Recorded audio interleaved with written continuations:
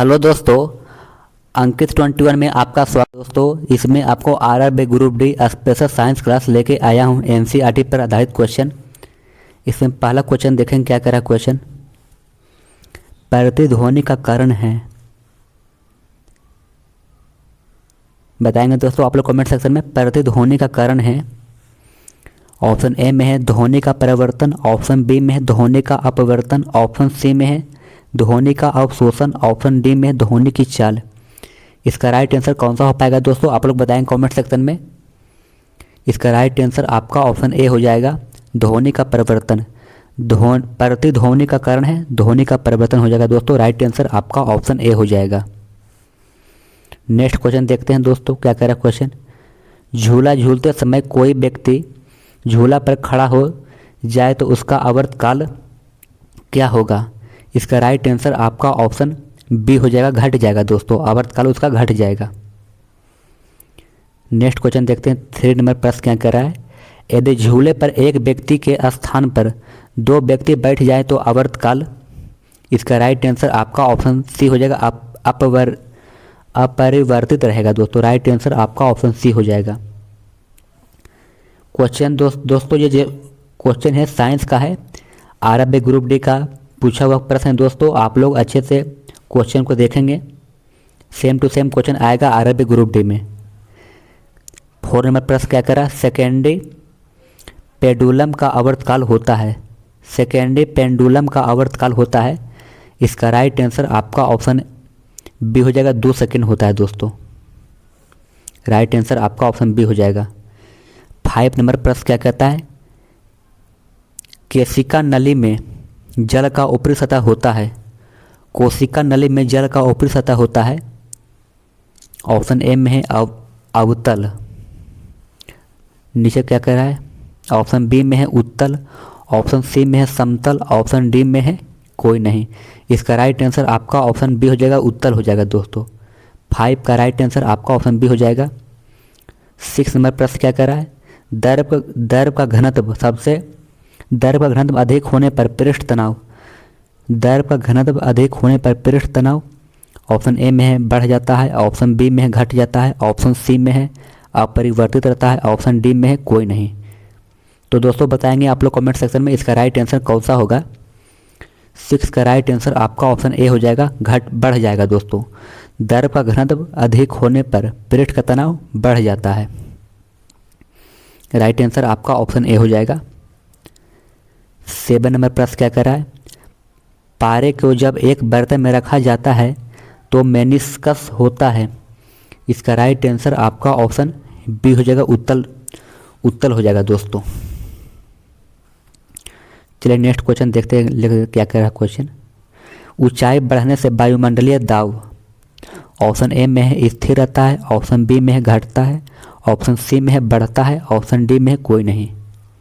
ऊंचाई बढ़ने से वायुमंडलीय दाब क्या होता है दोस्तों, आप लोग बताएं कमेंट सेक्शन में।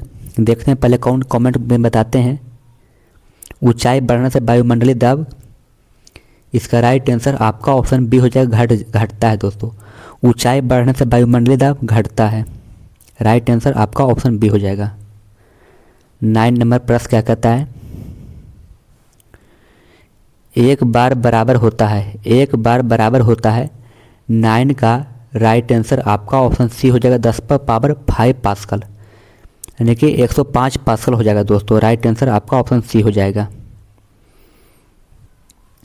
नेक्स्ट क्वेश्चन देखते हैं क्या कर रहा है क्वेश्चन। किसी वस्तु का भार अधिकतम होता है, किसी वस्तु का भार अधिकतम होता है। ऑप्शन ए में है जल में, ऑप्शन बी में है वायु में, ऑप्शन सी में है निर्वात में, ऑप्शन डी में है कोई नहीं। 10 का राइट आंसर आपका होगा दोस्तों निर्वात में। राइट आंसर आपका ऑप्शन सी हो जाएगा। 11 नंबर प्रश्न क्या कह रहा है। पृथ्वी की अपेक्षा चंद्रमा का द्रव्यमान लगभग है, पृथ्वी की अपेक्षा चंद्रमा का द्रव्यमान लगभग है।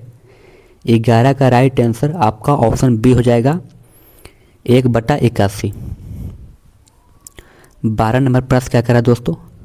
भूअस्थायी उपग्रह पृथ्वी के चारों ओर चक्कर लगाता है, भूअस्थायी उपग्रह पृथ्वी के चारों ओर चक्कर लगाता है।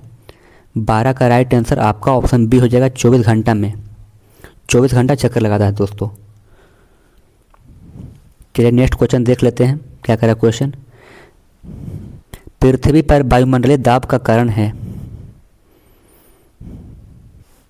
पृथ्वी पर वायुमंडलीय दाब का कारण है।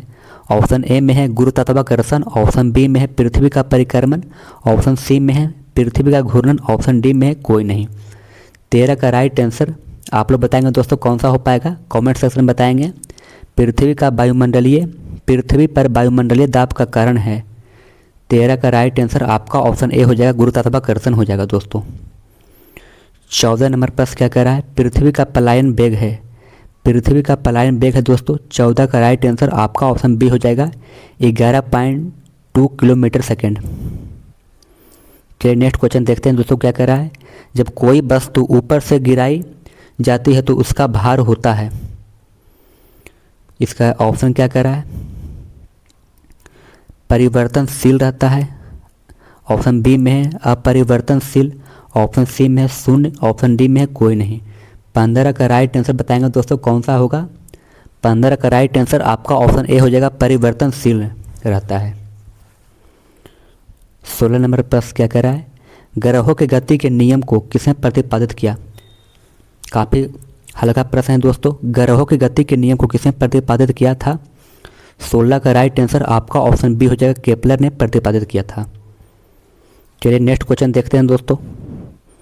एक जेट इंजन किस सिद्धांत पर कार्य करता है। एक जेट इंजन किस सिद्धांत पर कार्य करता है।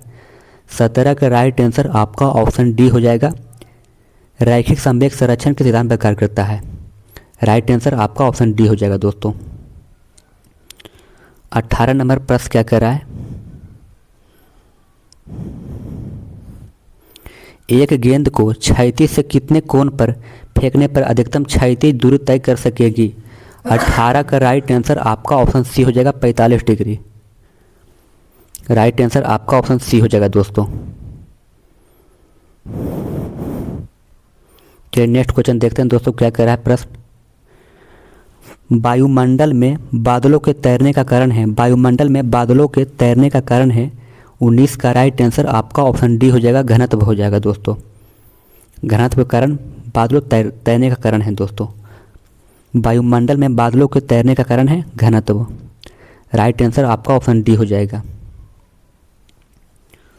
20 नंबर प्रश्न क्या कह रहा है दोस्तों, गैस के अणुओं की गतिज ऊर्जा किस ताप पर शून्य होती है। गैस के अणुओं की गतिज ऊर्जा किस ताप पर शून्य होती है। 20 का राइट आंसर आपका ऑप्शन बी हो जाएगा, 273 डिग्री सेल्सियस। 21 नंबर प्रश्न क्या कह रहा है दोस्तों, पारे का ताप मापी किस ताप तक प्रयुक्त हो सकता है। 21 का राइट आंसर आपका ऑप्शन सी हो जाएगा, 360 डिग्री सेल्सियस होता है दोस्तों। राइट आंसर आपका ऑप्शन सी हो जाएगा।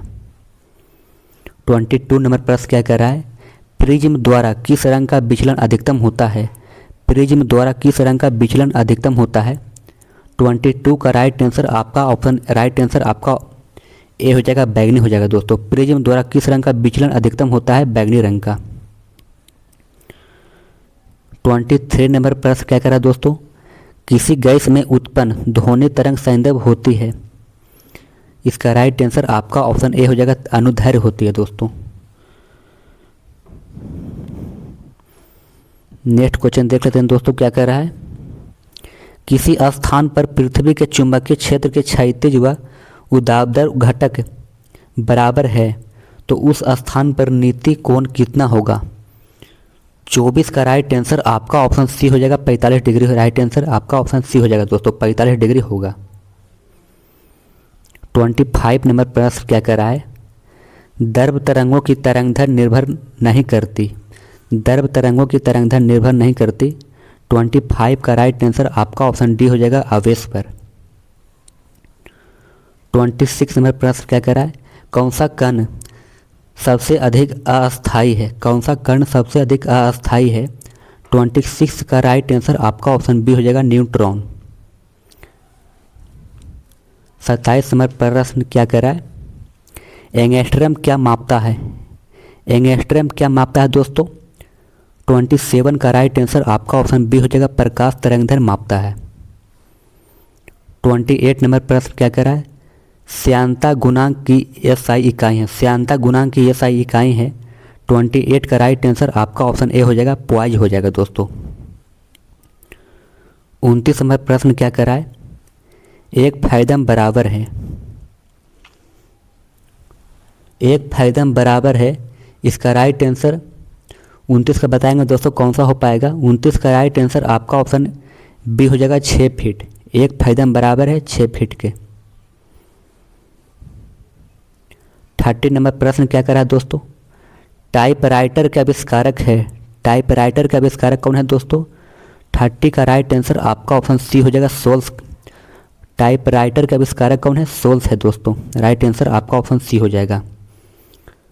31 नंबर प्रश्न क्या कह रहा है दोस्तों, जेट इंजन किस सिद्धांत पर कार्य करता है, जेट इंजन किस सिद्धांत पर कार्य करता है। 31 का राइट आंसर आपका ऑप्शन सी हो जाएगा, रैखिक संवेग संरक्षण के सिद्धांत पर कार्य करता है दोस्तों। रैखिक संवेग संरक्षण के सिद्धांत पर कार्य करता है। 32 नंबर प्रश्न क्या कह रहा है दोस्तों, मानक दाब है, मानक दाब है दोस्तों। 32 का राइट आंसर आपका ऑप्शन बी हो जाएगा, पार का 70 मिलीमीटर। 33 नंबर प्रश्न क्या कर रहा है, मैनोमीटर के द्वारा किसकी माप की जाती है, मैनोमीटर के द्वारा किसकी माप की जाती है। 33 का राइट आंसर आपका ऑप्शन बी हो जाएगा, गैसों के दाब का माप की जाती है दोस्तों। 34 नंबर प्रश्न क्या कर रहा है, वस्तु की मात्रा बदलने पर अपरिवर्तित रहेगा, वस्तु की मात्रा बदलने पर अपरिवर्तित रहेगा। ऑप्शन ए में है आयतन, ऑप्शन बी में है भार, ऑप्शन सी में है द्रव्यमान, ऑप्शन डी में है घनत्व। इसका राइट आंसर आपका हो जाएगा दोस्तों, घनत्व हो जाएगा। 34 का राइट आंसर आपका ऑप्शन डी हो जाएगा घनत्व हो जाएगा दोस्तों। 35 नंबर प्रश्न क्या कर रहा है, केल्विन मान में मानव शरीर का समान ताप है। ऑप्शन इसका राइट आंसर हो जाएगा दोस्तों, आप लोग बताएंगे कमेंट सेक्शन में, केल्विन मान में मानव शरीर का समान ताप है। 35 का राइट आंसर आपका ऑप्शन डी हो जाएगा, 310 केल्विन। 35 नंबर हो गया दोस्तों। 36 नंबर देखते हैं क्या कह रहा है क्वेश्चन, पारा जमता है, पारा जमता है दोस्तों। इसका राइट आंसर आपका ऑप्शन बी हो जाएगा, 39 डिग्री सेल्सियस पर। 37 डिग्री क्या कह रहा है दोस्तों, 37 नंबर प्रश्न क्या कह रहा है, उच्च तापक्रम को मापने का यंत्र है, उच्च तापक्रम को मापने का यंत्र है दोस्तों। ऑप्शन ए में है हाइग्रोमीटर, ऑप्शन बी में है पायरोमीटर, ऑप्शन सी में है टैकोमीटर, ऑप्शन डी में है पिकनोमीटर। इसका बताएंगे दोस्तों कौन लोग इसका कमेंट में सेक्शन बताते हैं, देखते हैं कौन इसका पहले जवाब देते हैं दोस्तों। बताएंगे आप लोग कमेंट सेक्शन में इसका राइट आंसर कौन सा हो पाएगा। उच्च तापक्रम को मापने का यंत्र है, इसका राइट आंसर आपका ऑप्शन बी हो जाएगा, पायरोमीटर हो जाएगा दोस्तों। राइट आंसर आपका ऑप्शन बी हो जाएगा। तो दोस्तों आपको वीडियो कैसा लगा आप लोग कमेंट सेक्शन में बताएंगे। वीडियो अगर अच्छा लगा तो सब्सक्राइब कीजिए अंकित 21 को दोस्तों, और दोस्तों को शेयर कीजिए, चैनल को सब्सक्राइब कीजिए दोस्तों। जय हिंद।